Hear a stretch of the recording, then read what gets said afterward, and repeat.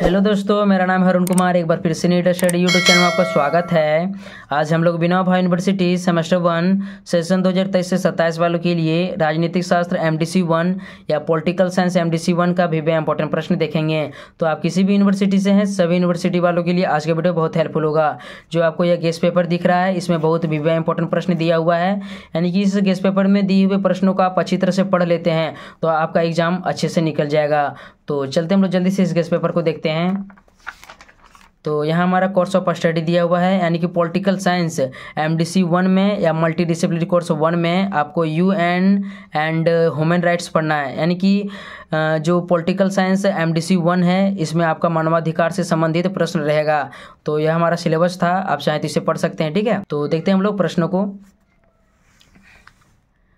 पहला प्रश्न हमारा है, मानवाधिकार के अर्थ एवं परिभाषा की व्याख्या करें। मानवाधिकार के अर्थ एवं परिभाषा की व्याख्या करें। तो एग्जाम की दृष्टि से काफ़ी इंपॉर्टेंट प्रश्न है। ठीक है, मानवाधिकार के अर्थ और उनकी परिभाषा को बताना है। तो यह हमारा पहला प्रश्न था, इसको नोट कर लीजिए। देखते हैं हम लोग अगले प्रश्न को।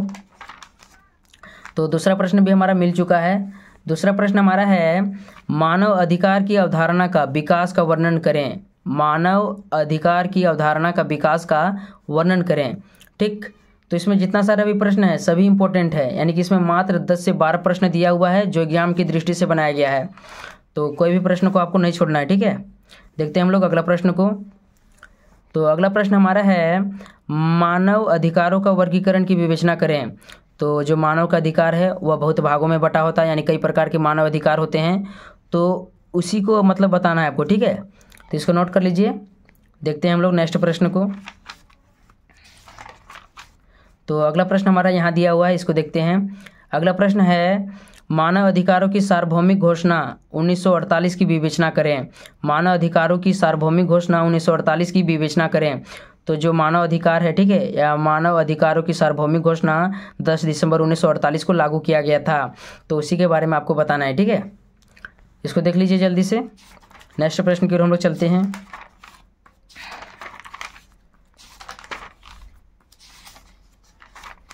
तो अगला प्रश्न हमारा मिल चुका है, इसको देखते हैं हम लोग। अगला प्रश्न हमारा है, राष्ट्रीय मानव अधिकार आयोग की विवेचना करें। राष्ट्रीय मानव अधिकार आयोग की विवेचना करें। ठीक, तो इसको देख लीजिए जल्दी से। नेक्स्ट प्रश्न की ओर हम लोग बढ़ते हैं। अगला प्रश्न हमारा है, मानव अधिकार संरक्षण अधिनियम का मूल्यांकन कीजिए। मानव अधिकार संरक्षण अधिनियम का मूल्यांकन कीजिए। तो जो मानव का अधिकार है, ठीक है, यानी कि जो मानव का अधिकार है उसे किस प्रकार से संरक्षित किया जाता है या कौन कौन से अधिनियम हैं जो उनको संरक्षण प्रदान करते हैं, उसके बारे में बताना है। तो यह भी एग्जाम की दृष्टि से काफ़ी इंपॉर्टेंट प्रश्न है, इसको देख लीजिए जल्दी से। देखते हैं हम लोग अगले प्रश्न को। अगला प्रश्न हम लोग देखते हैं। अगला प्रश्न हमारा दिया हुआ है, संयुक्त राष्ट्र मानवाधिकार परिषद पर एक निबंध लिखें। संयुक्त राष्ट्र मानवाधिकार परिषद पर एक निबंध लिखें। तो इसको देख लीजिए। अगले प्रश्न की ओर हम लोग बढ़ते हैं।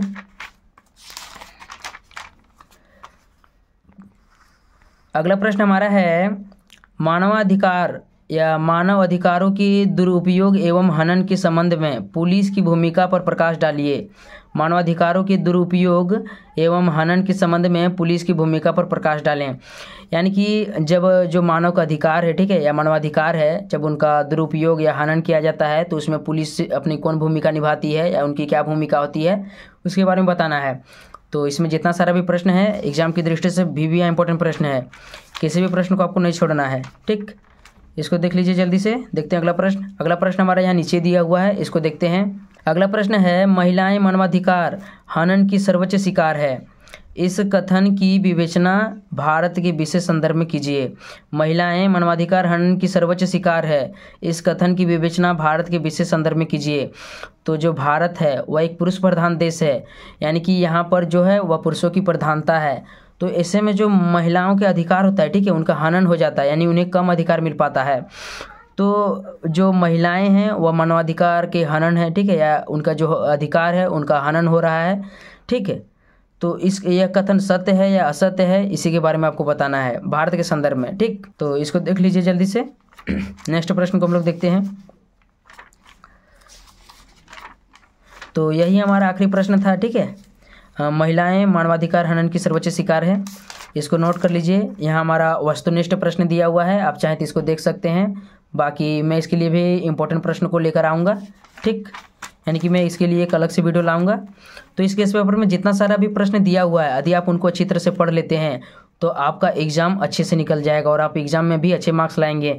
तो वीडियो अच्छा लगा हो तो एक प्यारा सा लाइक कर देना और कमेंट भी कर देना।